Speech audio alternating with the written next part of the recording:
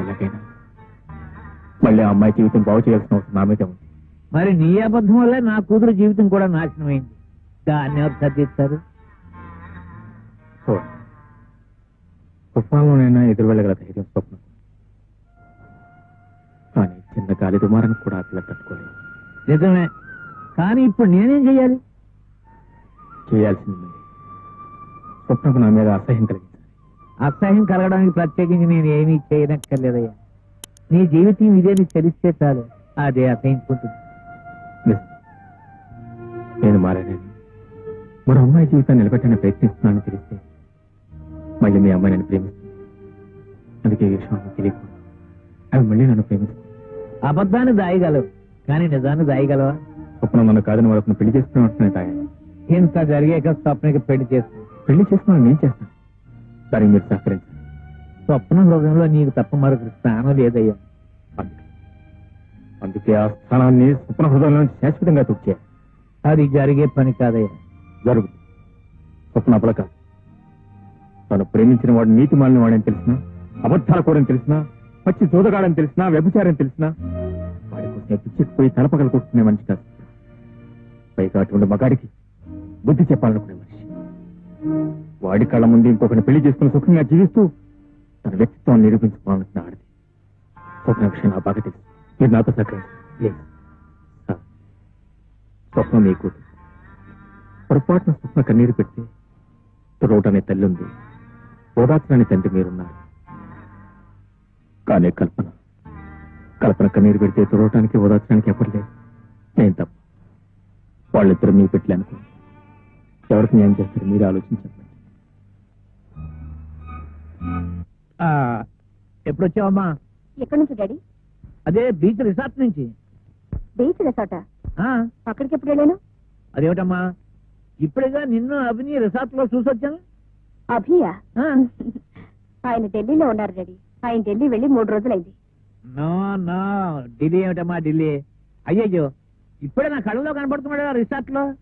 అతను పక్కన ఒక అమ్మాయి ఉంది. సరే నువ్వే అనుకుని దగ్గరికి వచ్చి పలకరిద్దాం కదా అనుకుని, సరే వాళ్ళు మళ్ళీ డిస్టర్బ్ చేయడం ఎందుకు అనుకుని వెనక్కి వచ్చేసాను. నేనా?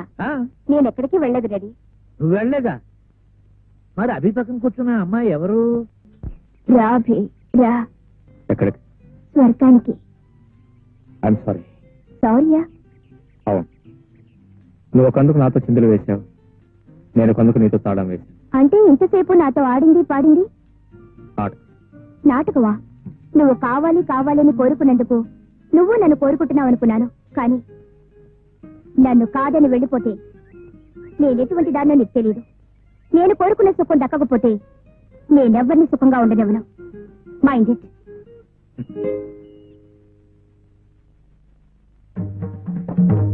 నేను నమ్మలేనమ్మా. అవి నీకు అన్యాయం చేసి మరొక అమ్మాయితో తిరుగుతున్నాడంటే నేను నమ్మలేకపోతున్నానమ్మా. ఆ అమ్మాయి ఎవరో కాదు రెడీ. మన ఇంటికి విడాకులు ఇప్పించమని వచ్చింది చూడు. ఆహా, ఆ భద్రత లేకున్నాను ఆ పిల్ల. అవును. ఆహా, ఈవిడ కేసును ఒప్పుకోలేదంటే అతని దగ్గరికి వెళ్ళి ఈ విధంగా బరితెగించింది అన్నమాట. అవతల అది బరితెగించి వస్తే మాత్రం యువతల ఇతనకుండాలిగా సిగ్గు. అవతల ఒక అమ్మాయి ప్రేమిస్తుందని, ఆశలన్నీ తన మీదే పెట్టుకుందని. తొందరపడి నువ్వు నిర్ణయానికి రాకమ్మా. అన్ని విషయాలు నేను తెలుసుకుంటాను. అక్కర్లేదు, నా కళ్ళతో నేనే చూశాను. ఇక నువ్వేమీ తెలుసుకోనక్కర్లేదు. నమస్కారం సార్. ఎవరయ్యా? ఏదైనా పనిపించండి సార్. నా దగ్గర పని లేదు, ఏం లేదు. పోయా, అసలే గొడవల్లో ఉన్నాను నేను. అవును, నేను ఎక్కడో చూసినట్టున్నాను. అభిమన్యం తోట? అవును సార్. అక్కడి నుంచి నువ్వు ఇక్కడికి పనికి రావడం ఏమిటయ్యా? సుప్రీంకోర్టు లాయరు, నువ్వు అతనికి కావలసిన వాడివి, కావలసినంత ఆదాయం నీకు. సుప్రీంకోర్టా టెన్నిస్ కోర్టా? ఆయన లాయరేటండి బాబు, డబ్బులు తీసుకుని అబద్ధ సాక్ష్యాలు చెప్తుంటాడు. ఏమిటయ్యా నువ్వు చెప్పేది? అబద్ధం సాక్ష్యాలు చెబుతాడా? నా మాట అబద్ధం అయితే కోర్టులో ఎంక్వైరీ చేయండి సార్. అబద్ధ సాక్ష్యాలతో ఊరుకుంటే పర్వాలేదండి. ఈ మధ్య ఒక వెధ పని కూడా చేశాడు. సర్లే, నువ్వేం చెప్పక్కర్లేదు, వెళ్ళి ఇక్కడి నుంచి. అతన్ని చెప్పనే డాడీ. ఏముందండి, పెళ్లి చెడగొట్టమని పెళ్లి కొడుకు తండ్రి 10,000 రూపాయలు ఇస్తే ఆ డబ్బులు తీసుకుని ఆ పిల్లకి తనకి సంబంధం ఉందని కోర్టులో అబద్ధపు సాక్ష్యం చెప్పి ఆ పిల్ల బతుకు నాశనం చేశాడండి. దాంతో ఆ పిల్ల ఆత్మహత్య చేసుకుంది. అఫ్కోర్స్ మళ్ళీ బతికిందనుకోండి, అందుకే అక్కడ పని మానేశానండి. అసలు అప్పుడు చెబుతాం అనుకున్నానండి. ఏమి చెప్పక్కర్లేదు, అంతా అర్థమైపోయింది. బాగా నటించినా సార్?